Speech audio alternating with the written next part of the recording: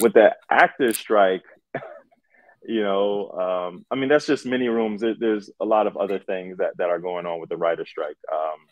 And at the end of the day, all the writers are asking for, it amounts to like 2%. And the corporations are unwilling to give that. With the actor strike and AI is a huge thing, right? Taking our scripts, feeding into AI, and then like ostensibly having us just like do punch-ups on our own work, but like taking our name out of the loop. Like it's just plagiarism software at this point.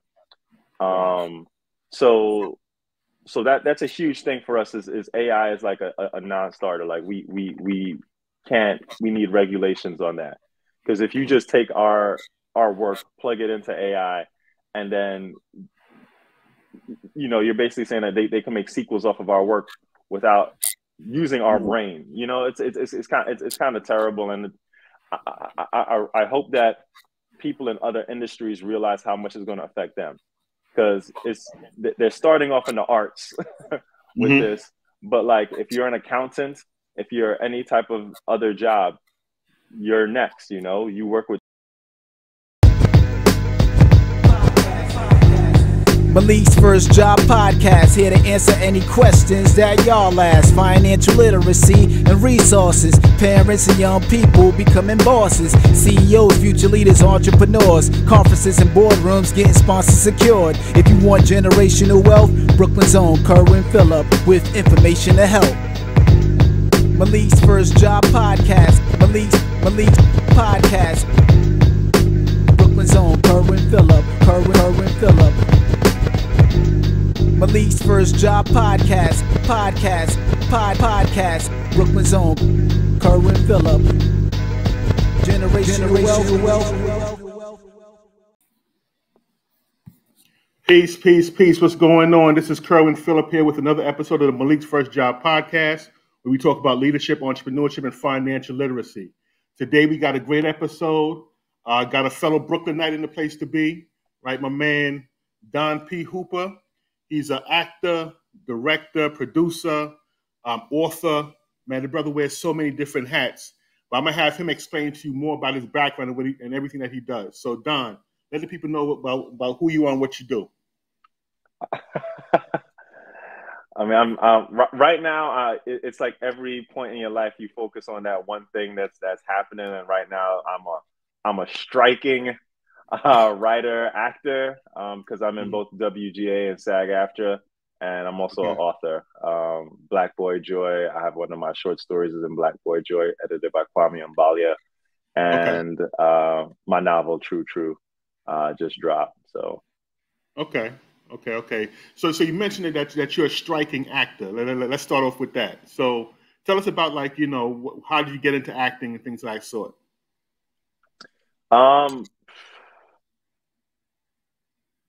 How did I get into acting? I'd say it honestly started by accident in many ways. I never imagined myself to be an actor. I definitely always wrote.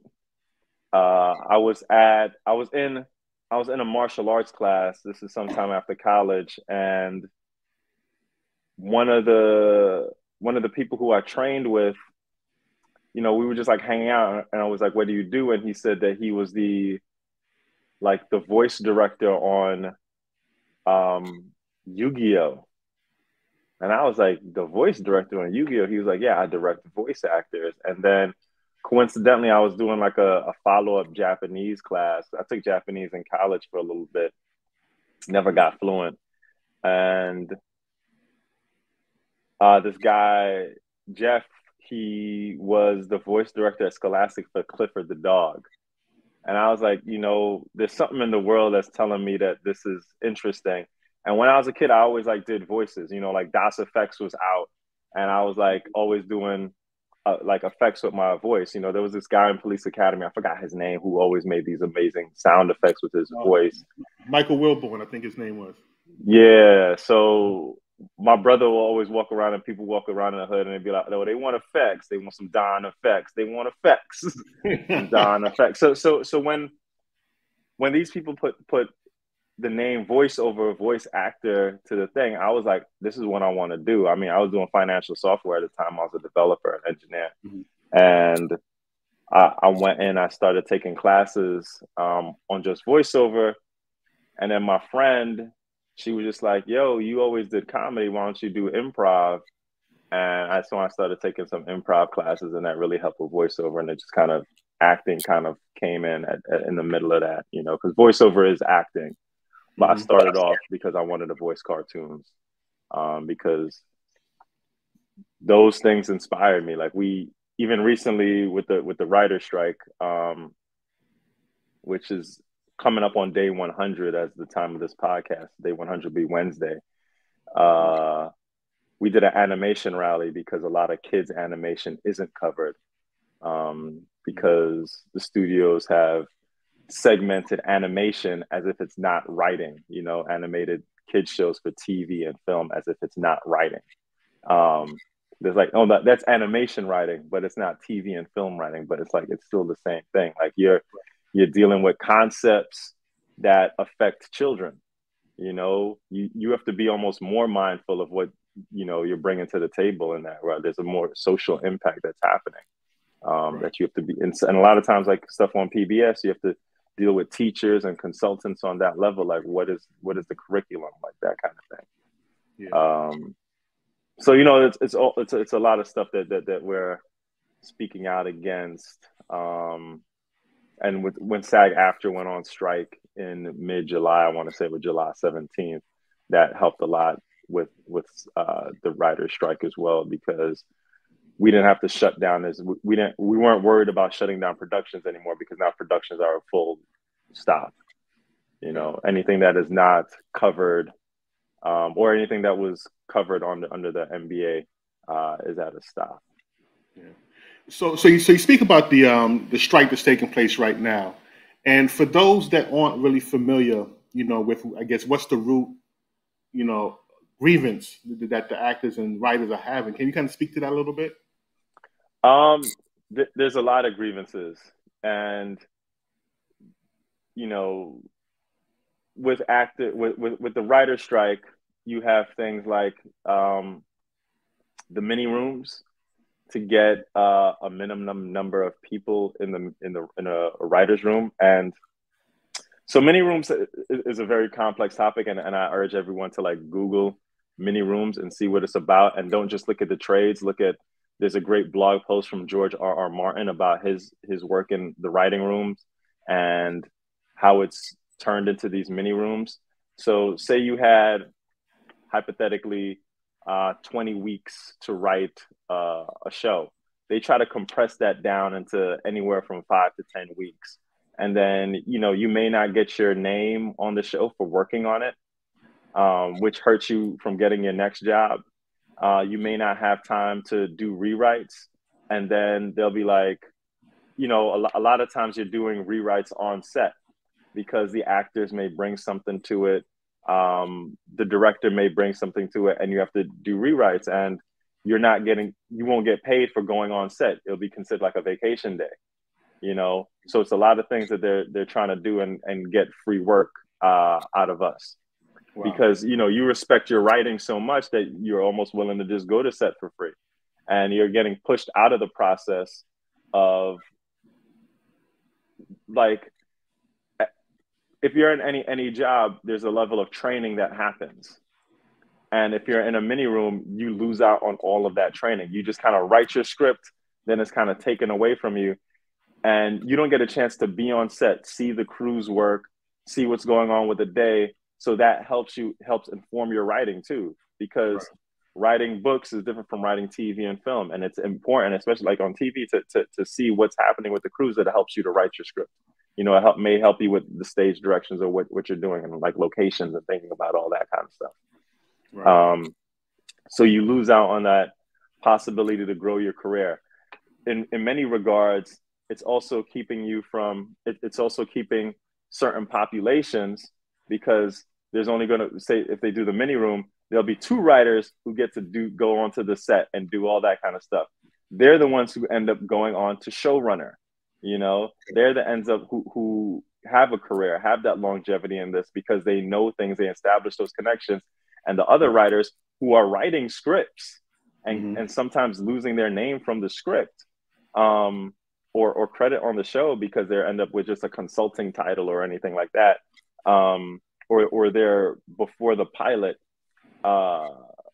they won't be able to go on and grow into a showrunner and do their own TV shows, you know, and that disproportionately affects Black people of color, Black people, you know, I'll speak to us, the queer community and women. It hurts several underrepresented populations disproportionately.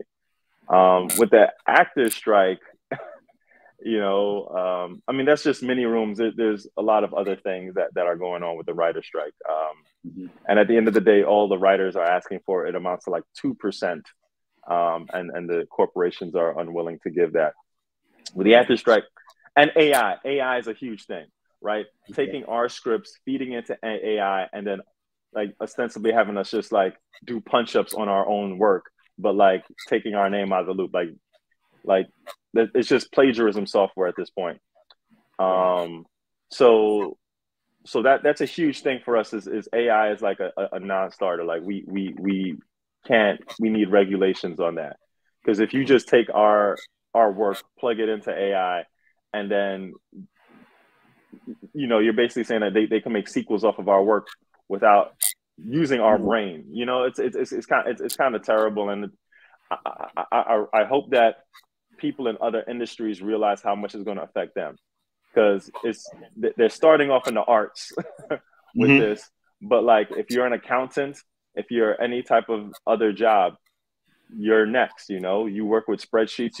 We are a copy editor. There's people at WPP is already basically saying that they're going to be using AI, which hurts hair and makeup. It hurts photographers. It hurts all of those people. And you have 10 cities growing around the nation, and people are not seeing the long-term impact of what the writers are fighting for right now, because they're starting with the arts. Right. It seems innocuous, but it's not, you know, because it's like, who else is next? And you have that rising level of poverty, then what happens, you know, because they're basically taking away every job. And like, attacking the arts is attack on culture and free thought and rebellion, you know, like arts is very much where rebellion starts with, you know, like before we got on this call, we were talking about Malcolm X. Right. For a whole generation, when that movie came out, that impacted people. You know, you have AI write it, all the social consciousness of that movie is kind of taken out, and then somebody who is not us and not informed does the punch up on that. You know, right? That doesn't help. You know, with SAG-AFTRA, they're doing things that they basically just like. They said one thing that was huge is that they want to scan a background actor, pay him or her or them one fee, and then that person never work again. So they'll scan you, and then they have your whole body, your whole face for life. That's crazy. Just get one day, you know? That's just insane. And the worst part about that is there's going to be people who are non-union who are going to be like, oh, they just want money. They're in college, and they may just get their body scanned. And I'm sure they're doing that right now. And they're just like putting people out of work. And you know, the youth needs to be aware of this, because they won't have those jobs in the future. Right. Like any job where they're writing that involves any type of thought, they're not going to have it. So feeding ChatGPT, feeding Midjourney their art for quick money now is going to hurt them. And then you're going to have a whole generation of parents who are going to have, you know, kids who are in their 20s and 30s who can't afford to work because, you know, they made it to mid-management, and now all of their children who are in college and then graduated college won't be able to get jobs, or their jobs will stay at a certain income level. And again, like, I know people are like, you know, then you got to be independent, then you got to do this, but not everyone is going to be an entrepreneur. Not everyone's going to be that, you know, like you can't then say, okay, all teachers, we're going to just replace you with AI. You know, the importance of it. See, like if I didn't have Doc Caesar when I was a kid, where would I be? You know, you need a human who's going to understand you just emotionally and be able to talk to you as such. You know, but they want to replace all of that. I just don't understand how people don't watch movies and don't see like the danger of it. You know? Oh yeah. You know, as you're talking, I'm thinking about. Remember years ago, you know, of course, companies are trying to save money, right? That's always the root of you know, things that people they're making ridiculous money. It's like Apple is $1 trillion. Like what is their market cap higher than Great Britain right now? Right. You know, so you had companies, let's say like clothing companies that were sending, you know, their production overseas, right? They'll go to like, you know, Mexico or Asia, something like that, and pay workers, you know, pennies on the dollar to make clothes. And I'm seeing that AI is like the next generation of that, right? Where they're trying to use computer software where they don't have to pay a human being, you know, and as you just described, taking a full body scan of somebody and being able to reproduce that over and over and over again. You know, it's like just a new iteration of companies just trying to cut costs. And I think, as you just mentioned, I think the long-term impact is dangerous. You know, it may seem fun to go ahead and use the software and stuff now, but I think, you know, it's something that we really have to pay attention to is the growth of artificial intelligence, and I think there needs to be some type of regulation with it. You know, definitely, because the software isn't intelligent at all. It's literally just plagiarism. It's statistic based, so it's just taking stuff that we've done and repurposing it. So there is no intelligence based in this software. You know, it's not R2D2 at all. You know, it's and as you mentioned, that emotional connection, that human connection, is definitely always needed. You know, but throughout generations, we've always had people that try to take the soul out of humanity. But I think it can never be done. You know, because without the soul, there's no life, right? So I think what they're trying to do is not going to be successful. You know, I think we have to continue to fight that. No, I think that's the truth. Is there is no life, there is no soul. But the problem is, I think people, because of everyone's fear of like their money right now and the state of the economy, you know, people look at the economy and the news and the trades will always like the economy is going well. Look at the stock market; it's doing this. The S&P is at an all-time high. The Dow Jones, this is doing this.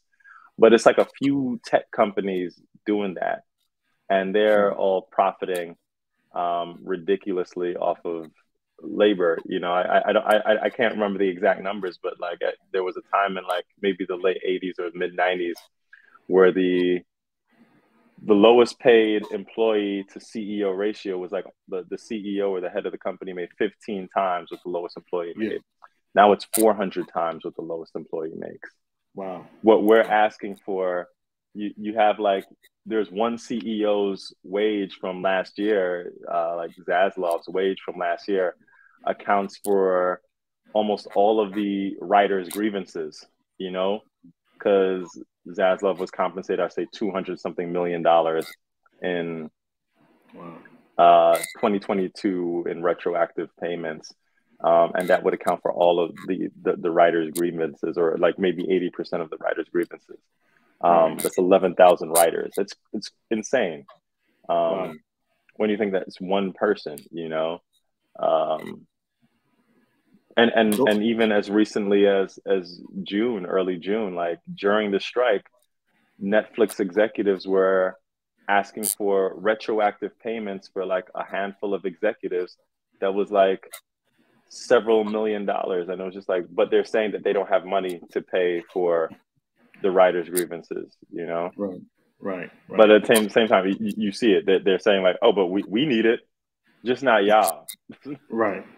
It's crazy. It's just the level of greed that's just unfathomable, you know. No, we have executives saying we're going to wait till they can't eat and they can't afford to pay their apartments, and they lose their homes before we negotiate. Like, I urge everyone to look at what Ron Perlman said to that, because he said that's the kind of shit that stirs shit up, Right. So it's vile. It's vile. It's villainous, and I don't even like. This is the brazenness and the villainy of the CEOs right now and these executives is that they don't care anymore. There was a time when they would care and they would have a publicist and they would not say the things that are going on in their inside brain, and they just don't care. They're just saying it out loud. That's how the arrogance that they have. What are you going to do? It's crazy. It's crazy. But just got to bring awareness to what's going on, let people know. Because oftentimes people see, people don't really, they see it happening, but not really paying attention. So I just want to kind of highlight that, on this episode, while we have the time now. So let's talk about your writing. Okay. So you said you had a piece that was in the Black Boy Joy book, right? Now, how did you get that placement? It was 2020. So Black Boy Joy is an anthology. Collects 17 authors. It's a middle grade anthology. Anything from like poetry, short stories to Jerry Craft is a comic book.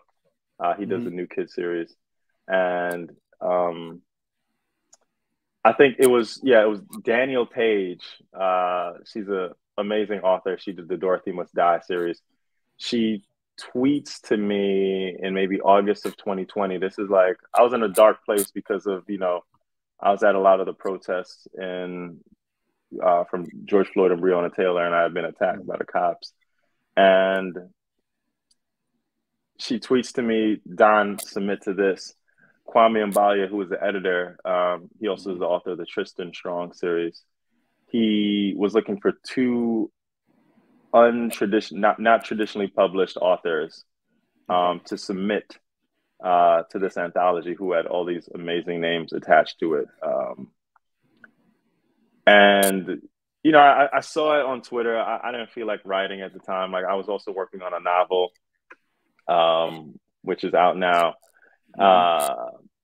And I think it was due on October 30th, and you were supposed to find out if you got in like November 5th.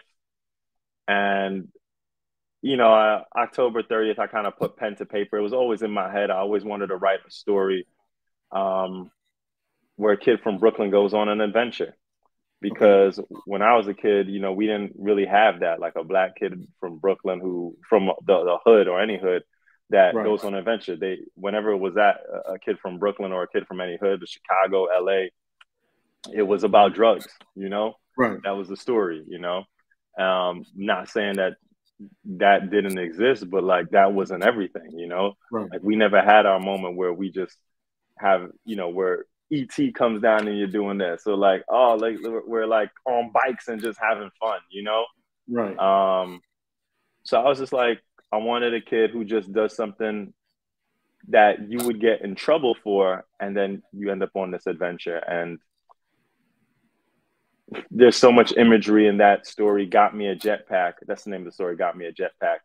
That I love. That'll, people may not pick up on, but like, there's a hoodie that empowers him. His mom is an engineer. He jumps a fence, and he's like, you're supposed to get in trouble. Like, if he was like, there's like all these houses around, like in between like different projects in Brooklyn, these Flatbush, that, if he was a kid and you was playing ball, the ball may go over the fence, you have to jump the fence, or like you're doing something that you got to jump the fence. It's a scene, but he jumps the fence and, something's about to happen, and then he ends up going off into space. Okay. And that to me was, that brought me happiness during that 2020, that moment of isolation and in that pandemic. And he's just discovering all this great stuff about his parents, when you're a kid, you always had these things about kids in movies would always be like, oh, I found out my dad was a spy, but it was always, there was never anybody that looked like us that discovered that. Yeah. So I wanted this a black kid from Brooklyn or from the hood, just like discovering like, oh, my parents are doing these amazing things I didn't even know. Yeah, yeah. Quick question though, right? So you mentioned that the character in the short story was from Brooklyn. You know, you wanted a character from the neighborhood, you know, just to pretty much represent, you know, who you are. And I know, like with my book, you know, I have a kid from Brownsville, from Brooklyn, you know, and I know in your new book is another kid from Brooklyn. Why is it that people from Brooklyn always want to represent Brooklyn the way that we do?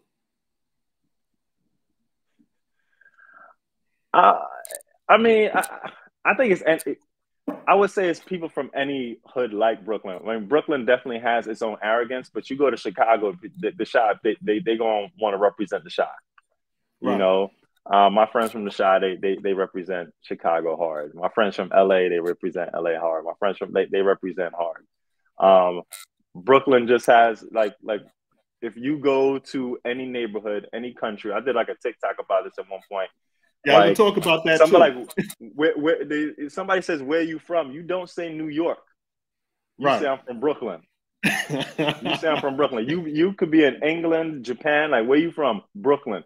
As if it's only state. If it's a state, if it's a country, that's where you from. And people are like, right. Brooklyn, and they know. They know. Mm-hmm. Like, there's not many cities, and we're just a borough. So technically, right. Brooklyn is a borough inside of a city, inside of a state, inside of a country. But no matter right. what country you're in, you say Brooklyn, people know. Mm-hmm. You know, whereas not many cities know that. And again, like, Chicago is a city, Brooklyn's just a borough. It's 1/5. And that's no knock on Chicago. I love my people from Chi, and I love my people from LA, and I love my people from Miami and Atlanta, you know. But like, there's that arrogance, and I think I love that in many ways. Like when I went to college, there were people from all those places, and like we would just sit down and have battles. But at the end of the day, we was all love. Right, it was all love because we all shared that same experience, home life, whether it was like thinking about economic disparity and whatnot. But just like love of the music, love of the culture, love of the food, and then sharing all that. So at first it was like, we're freshmen. And then it's like, you know what? We just like, we fighting this fight together.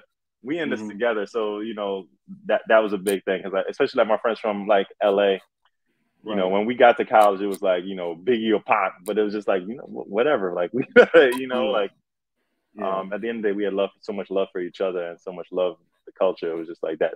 We had epiphanies as kids. Like, we don't need to be fighting, arguing about this. We just here for the party. Right. So in the skit that you mentioned, the TikTok that you did, right? Say how people from Brooklyn check your Brooklyn card. Right? Yeah. You know, are you from Brooklyn? Or are you from Brooklyn?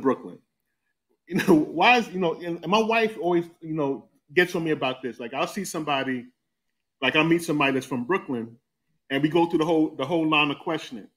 Right. Okay. What part of Brooklyn? Okay. What block? What street? What's, you know, it's like a whole line of questioning that we do when we meet somebody from Brooklyn to see exactly what you know. It's pretty much like a card check. Okay. Where you from? You from Park Slope or you from Brownsville? You know? That's a real thing. Like, oh, you from that? Oh, you from Park. Oh, you from Williamsburg. Okay. I know what kind of Brooklyn you are. And it's like mutual respect depending on what section you're from. Like, people be like, you from I was like, I'm from East Flatbush. Right. I will make sure to clarify because East Flatbush is heavy Caribbean.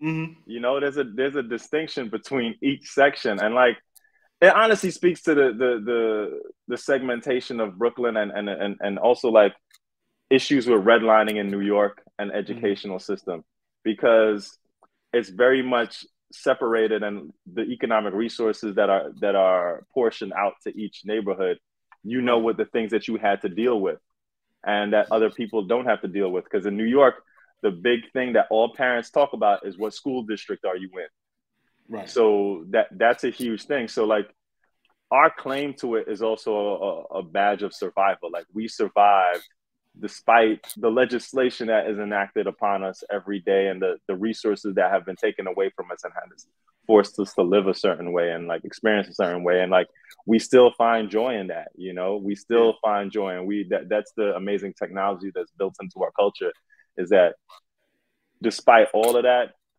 they try to take from us, it's like we still find this pride and this moment of celebration that we have. And that is phenomenal. Are you or your child interested in the performing arts? Let me introduce you to the Aikan Performing Arts Program. This program, founded by actor, director, writer, entrepreneur, and Philadelphia native Nakia Dillard, provides high-quality performing arts training to youth and adults in a safe, fun, friendly online environment. Since its inception in 2009, Aikan Performing Arts has reached over 1,000 students and workshop participants in the Philadelphia, Pennsylvania area alone.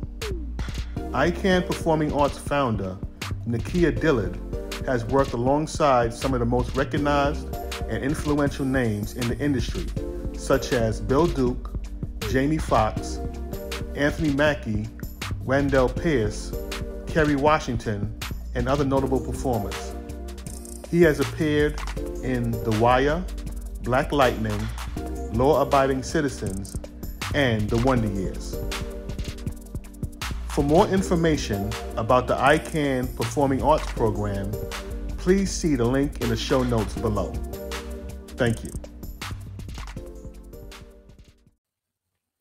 Malik's First Job, Financial Principles for Teens, is an excellent resource to get your children started on understanding the basics of financial literacy. This book, which is set in Brownsville, Brooklyn, about a young man who gets his first job and then shortly thereafter sits down with his dad to learn how to manage his money.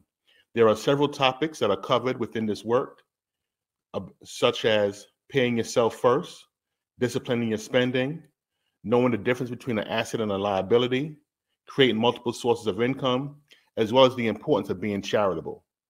So again, if you want to get your children started on understanding finance and becoming responsible adults, we highly recommend that you purchase the book, Malik's First Job, Financial Principles for Teens. So please visit maliksfirstjob.com to get more information. Peace. But yeah, man, I mean, I'm from East Flatbush, you know, like we rep hard, you know, like, right. But then, you know, Bed-Stuy got they do or die, you know, and Brown, you know, everybody got their little thing. Yeah, Crown Heights, you know, it was Riot Heights. You have Brownsville, never ran, never will. Yeah, you know, yeah. I mean, it's.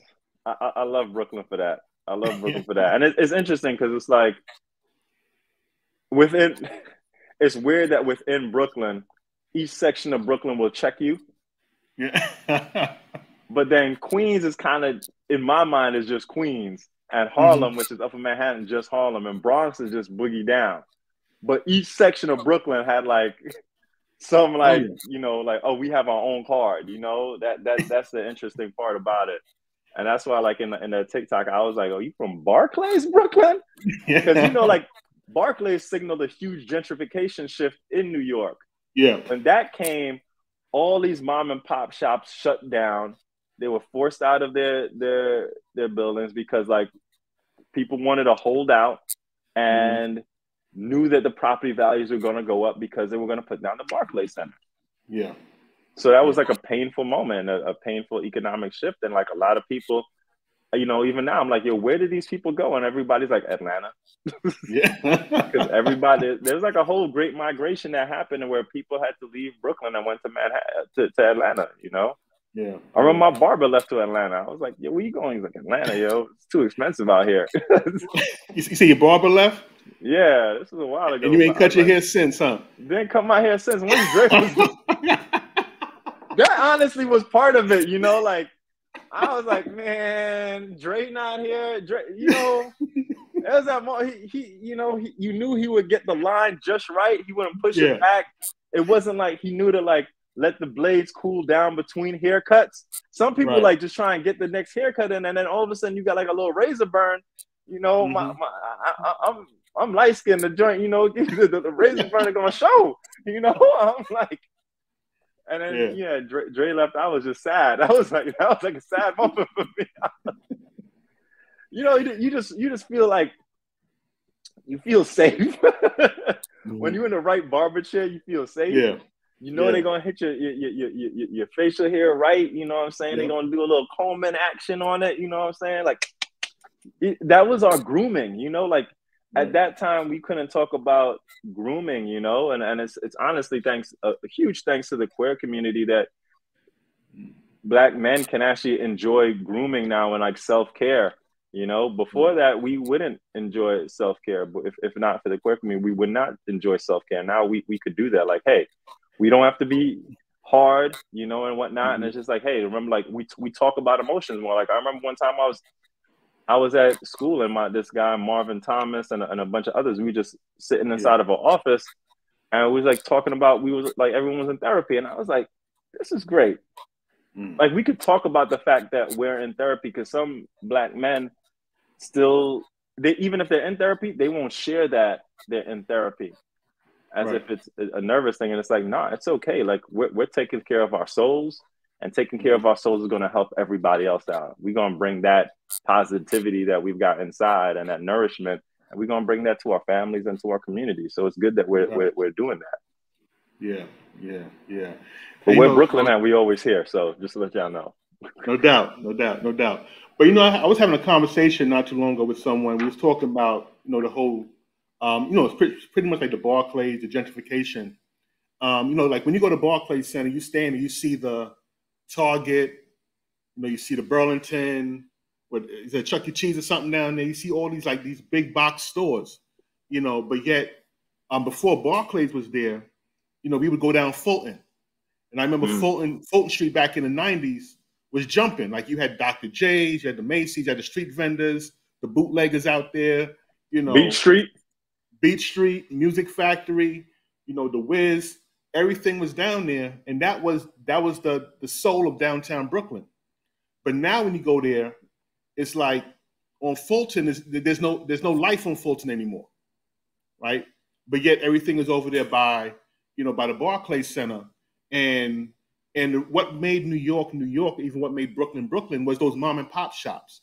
Knowing that you can go someplace, you know, on Fulton Street, or if you go down on Nostrand in Fulton or whatever, it'd be a store where you can get an item, like a clothing item or some type of product that you can't get in any place else. You know, but now when you see the Burlingtons and say, okay, well, it's a chain store that's national. So that kind of takes away from the element of what makes New York, New York. You know, and I think that's something that, you know, it's something that's being lost right now as well.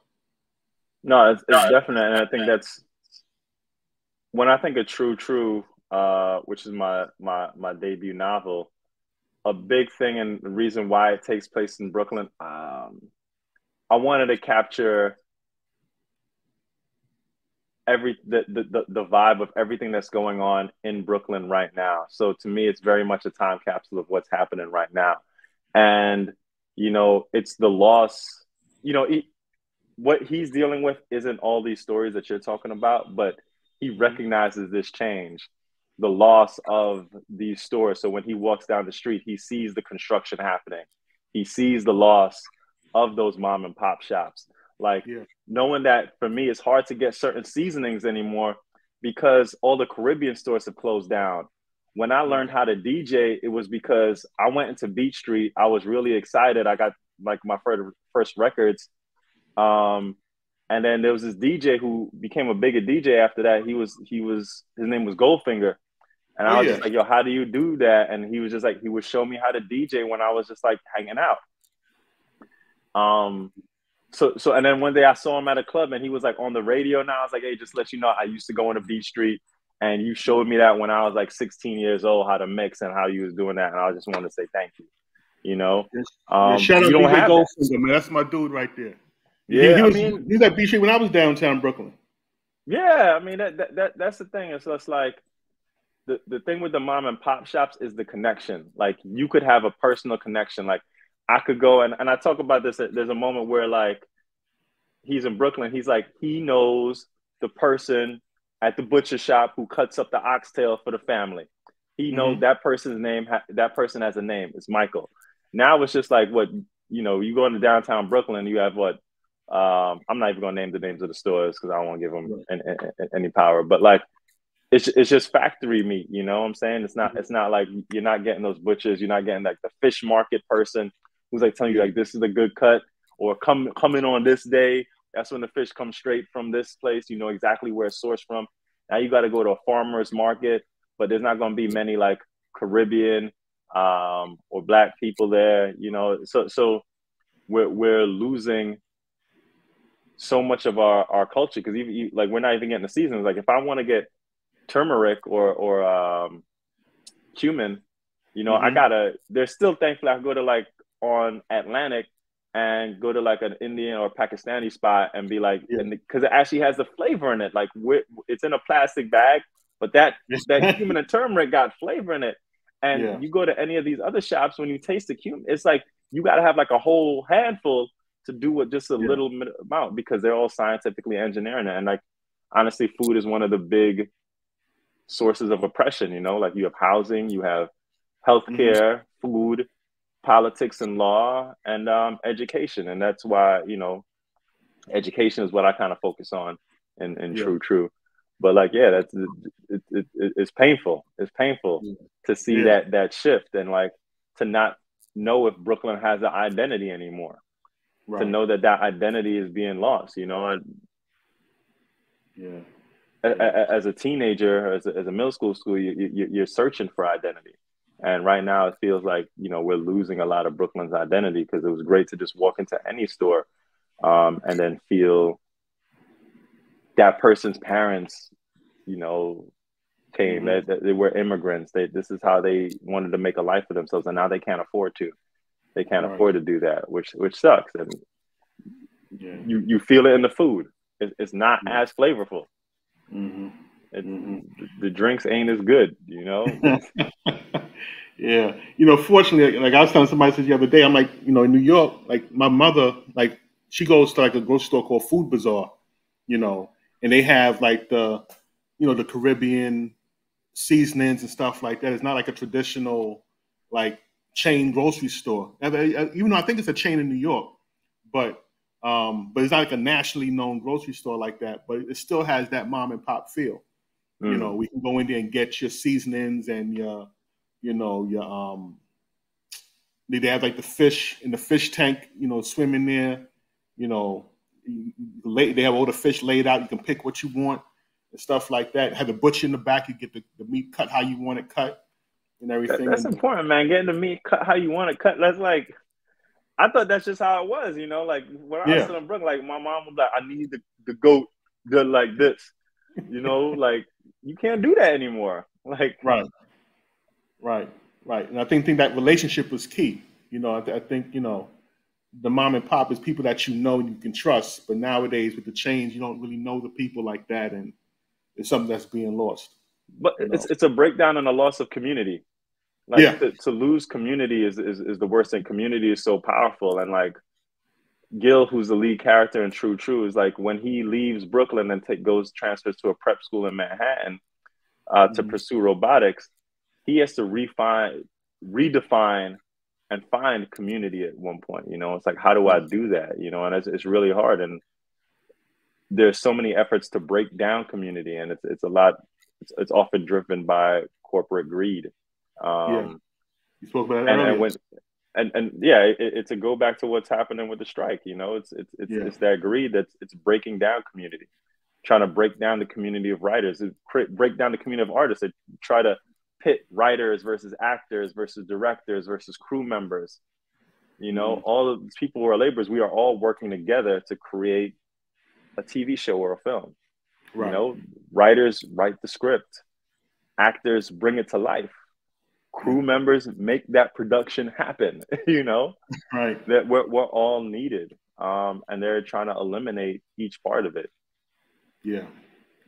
Yeah. Yeah. So tell us about the synopsis of the book, True, your newest work.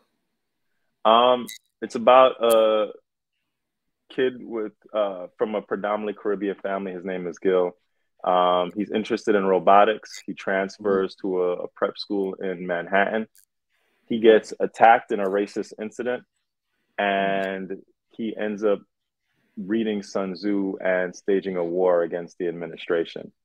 So that's kind of the synopsis and it's young adult. So, you know, there's relationships involved, friendships, and dealing with all those emotions that come with being a teenager at that time and trying to figure out who you are, but being driven by wanting to make that change and trying to succeed, you know, dealing with the pressure of knowing that, you know, your parents may be having an economic situation at home and feeling like there's a weight on you and you have this pressure to succeed. And it's like, what choice do you do? Is this transfer to this prep school an opportunity or is it not? What are you going to do? Like, are you going to sacrifice?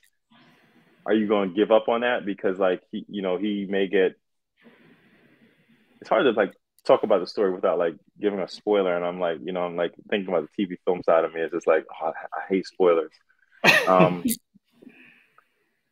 But yeah, I think that pressure that he puts on himself is tremendous, and dealing with that pressure of like wanting to succeed, having the encouragement from his friends back home, and then just juggling the time. Like he has friends back home who count on him. And then he's on a robotics team and they're counting on him too. Wow. So he's dealing with all these kind of things, and he has to deal with that while dealing with the racism that's happening at the school and, the administration. And then, realizing that it's not just him that's affected. Okay. So it's like, is his personal vendetta against what's going on greater than the collective issues that all of the Black people in the school are facing, and other people of color. So he is that fight. So that fight gets deeper than just, the racism that's going on, and realizing that, he's a martial artist. So he's done martial arts, and it's like, but he can't fight systemic racism with fists. Right. So even though he's gotten this fight and there is a fight involved, what is he going to do against the administration? And how does that help him with his whole dream of like, using his technology to help his family in the future, because he thinks about that. He thinks about his grandma who is suffering from dementia. He's like, in his brain, he's like, oh, maybe by learning by going through science, I could help people in the future who are dealing with dementia through nanotechnology. That's what you use technology for, not to replace the arts. It's like, how can we heal? How can we find ways to heal? Because that's something that we're not able to do right now. We're not able to heal people. There are people who are suffering from, like we lost Chadwick Boseman due to pancreatic cancer. What if we instead of dedicating resources to plagiarism, finding ways to use nanotechnology to fix pancreatic cancer? Because I don't think there's any cure for it really, or any treatment for it, because you don't find out about pancreatic cancer till it's like stage 4, and then it's just like the inevitable. So it's like dealing with those things, dealing with food and like colon cancer. No, I think Chadwick had colon cancer, I believe, actually. Okay. But yeah, so all those things are going on in his head, and at the same time, it's just like you do experience all the myriad of emotions that a Black child should experience, a Black teen should experience. He has this awesome friend circle. It's not, he has Reg, who is Haitian, and Stretch, who is Trini. Big up. So he has them, and then he has this new group that he meets at Augustine. It's a small group within the huge realm of Augustine, but he has them. and he's trying to balance his time. So I mean, I hope everyone checks it out or requests it at their local library, puts the hardcover on hold at the local library, because libraries are really huge in the book world. So what was like the motivation to write the book? I would say one of the things is students who I met today, you know, like I was back at my high school, and my friend had a meeting of like several decades of Black and brown people who had gone through the school to meet with the current student body. And the current student body, they were more vocal than we were about what issues and that they were facing, which was inspirational. But the fact that they were going through the same things, startled me. The same racist comments from students, the same microaggressions that hurt you from succeeding and puts like these negative thoughts in your head. Like, is it me? Is it this? Like you start questioning yourself and doubting yourself. Right. And I wanted a story out there about us where you're dealing with all of that, the emotion of it, and your friend circle, you know, like, how do I maintain who I am? Who am I in this world? What, coming from Brooklyn and being around Black people all the time, thinking about what Blackness means now, you know, that's a huge thing for Gil. He has to think about that. Like, how do I express myself? But it's also all these other students who have been fighting this battle before him, because he comes in when he's a senior. And it's like, it's not just about him. Everyone is facing these microaggressions on a different level. And that was a huge thing for me, is to like make sure that, to reflect other people's stories and know that, like, okay, it's not just limited to this one thing. Like, this is a huge thing, and then it's an inciting moment. But all these other students are facing this battle, and they've all faced it in a different way. Right. And not necessarily, even though like it may be wrong for us, that's a choice they made and how they want to approach it. You know, there's a football player who's just like, I'm just trying to play football and do well and get. There's another person, Tammy, who she is the first Black woman editor at the newspaper.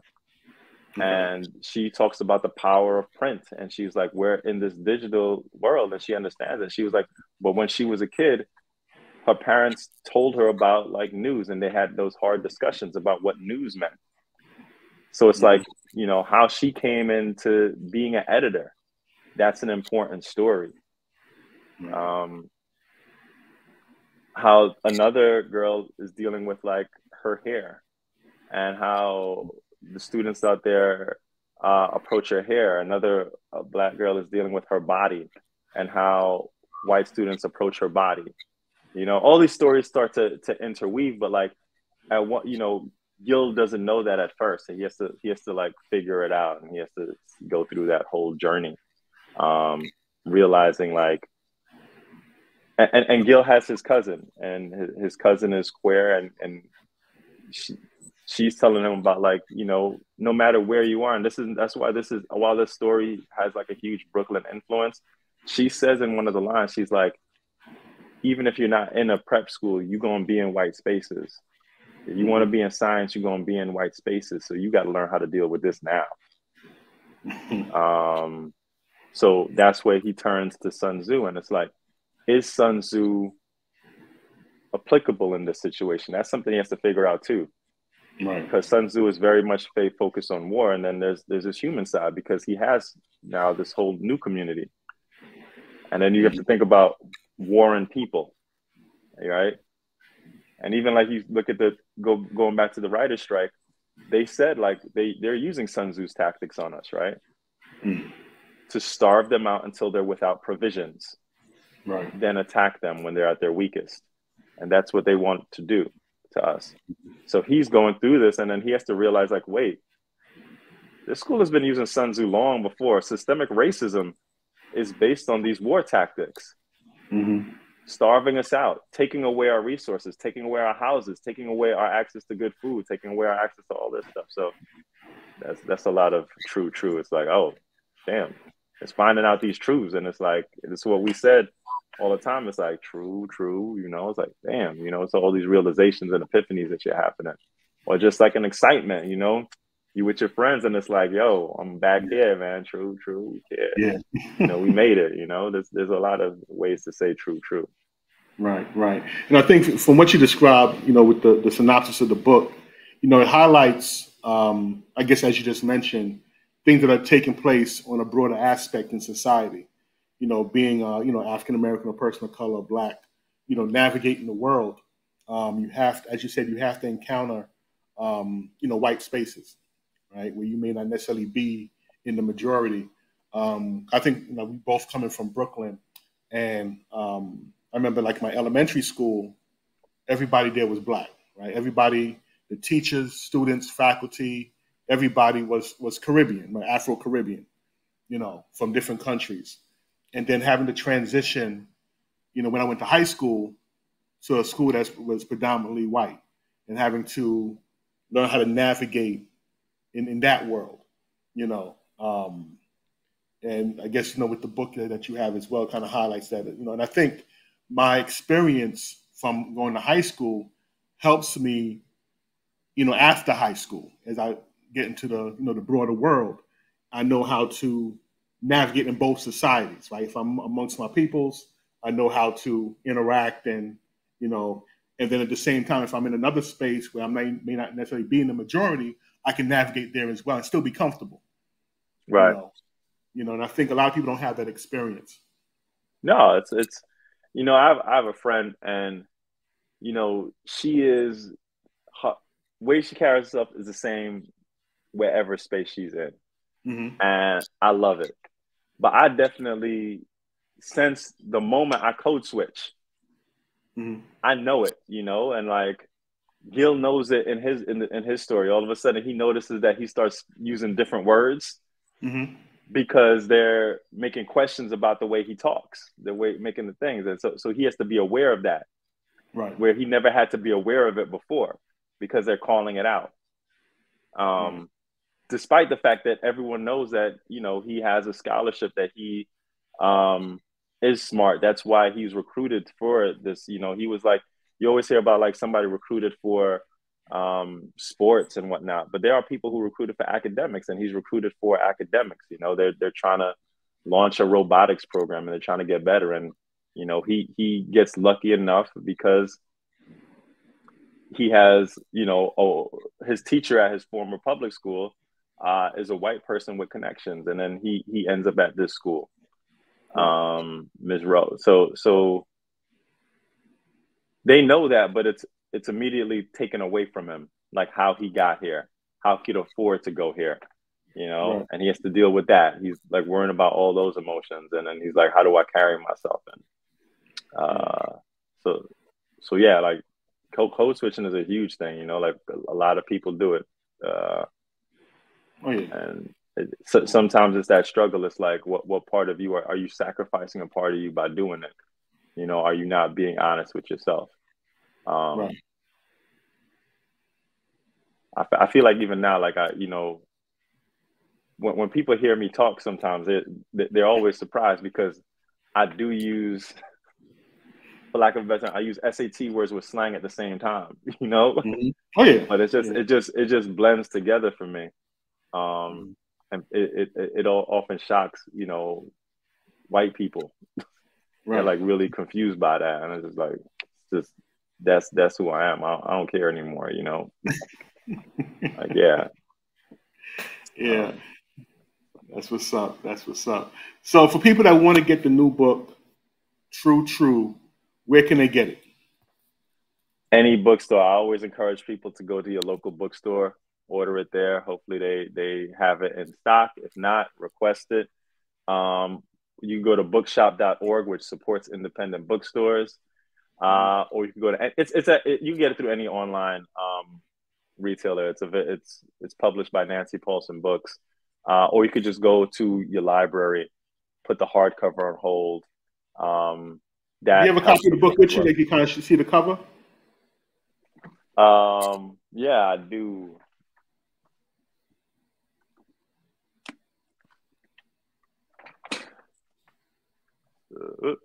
There's the camera. Okay. So it captures a lot, you know, this cover. You know, you see like the black martial artist right there. You see that Brooklyn. You see the train. I mean, the hoodie underneath the blazer. This is, by the way, let me just shout out Billy J, who did this awesome cover. It was like so many great covers and ideas and concepts that he brought. And this is kind of what came out of it. And it's phenomenal to me. You know, to me, the hoodie has always been like an empowering symbol for us, especially since the murder of Trayvon Martin. So he's wearing a hoodie underneath the blazer. It's just like, yeah, you got this blazer wrapped around me, but this is who I am underneath. You know what I'm saying? And that was big for me. And you know, it shows the science. It shows New York. You got like the science symbol and the STEM lab that he's rocking. And notice the color scheme too. Oh yeah, green and yellow.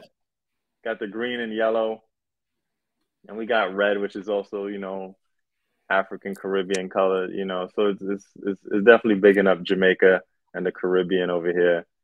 They got all these beautiful colors, the faces. Nah, it's dope, man. And then like that Brooklyn apartments right there. It's just like, it's dope. It's like I was just like, this is amazing. I was like, this is so cool, yo. So what was the feeling when you first, you know, this being your first book, when you got that first sample, you know, like the sample copy they send you? What was that feeling when you first opened that box? Man, when I got the ARCs, which are the advanced retail copies, I was just like, oh, this is real. You know, you kind of see it, and it's just like, and then I'm reading it. I'm like, because there were a lot of iterations it went through. And I had a phenomenal editor, Stacy Barney, who helped me through those last passes. Those last passes where I like kind of rewrote 60% of the book, and I was just surprised. I was like, yo, it's here. Is here. Like, this is what's going to happen. And like a lot of times you so busy doing things, like even in these past few months with the strike, you know, I was like one of the production picket captains, and you know, you're in a war very much with the AMPTP. We're in these streets, you know, alerting crews, letting them know like exactly what our grievances are, you know, and hoping that they honor our picket line. And so thankful to IATSE and Teamsters for doing so. You don't have a chance to like just really enjoy the moment and really celebrate what's going on because you're thinking about all the negatives, you know. And I think that's a struggle for a lot of people of color, and I'll speak to Black people, but like finding that joy. And I think that's the great thing in this book is like there is a lot of joyous moments. Like there's a moment where he dances with his grandma to Rita Marley. And I'm just, and when I just wrote that scene, it just made me think of like all my grandparents and like their vivacious attitude and whatnot. And like my grandma Clarice, you know, rest in peace, was always like, she just want to go shake her leg, you know, because she just want to go to the party at the club. And I was like, oh, we about to go to, me and grandma going to the club, yo. And it was like, there's no thought of it. Like, of course I want to see my grandma because she brings that spirit. It was like, yeah. We going out here. It's fine, you know. There's no nervousness about it, but yeah, it was just excitement, man. I'm even when I got the hardcovers in, I was just like, wow, it's a fucking book, yeah. Yeah. And like at the launch the other day, you know, like to see my family there, and then to see like a bunch of writers who I met only in the past 2 months. Come through, and like people who just was on picket lines with me, they were like, they just came out. I was just like, wow, this is community, you know. That was amazing to me, you know. That's dope. So for folks that want to find you online, like social media, where can they find you? At Mad Clownetry. It's Mad Clown with poetry, so Mad Clownetry. Find me on Instagram, TikTok, basically all the platforms. Now, where did that name come from? You know, it was in college. I was like very much I had a lot of jokes on people and whatnot, and so it was mad clown. But I also was writing, like afterwards, I was writing poetry and doing spoken word. So it was like I combined the two, and it just kind of like that's what I use as my social media because, you know, I never want to put my name out there at first. You know, yeah, it's just like, you know, like rappers who have a tag name, and then at one point they're like, oh, I should just I'm just Sean Carter, you know, I'm just, you know, Diddy now, you know. So it's mad clownetry. Or you can find me online on my website, Don P. Hooper, you know, where it's regular. It's just my government. So yeah. Yeah, cool. But thank you for taking the time to sit down with me this morning. You know, talk about the book, talk about the writer's strike and your process and everything else like that. You know, everybody go online, go to your bookstores, go to your libraries, and request the book, True, by Don P. Hooper. Right? Definitely support this work, man. There's a lot of effort went into it, and it's a great story and a great narrative that we all need to hear. You know, no matter what background, what walk of life you come from, this is a great perspective that we need to pay attention to. All right. Again, anything else that you want to share, Don, before we wrap up? Nah, that's it. Appreciate you, Kerwin. This is dope. This is dope. Thank you so much for having me on. No doubt. Hopefully we do an event together soon, you know? Oh, yeah. We can make that happen. We'll make that happen. All right, cool. All right, cool. So thank y'all for tuning in, and we'll catch y'all next week. Peace. Generational wealth.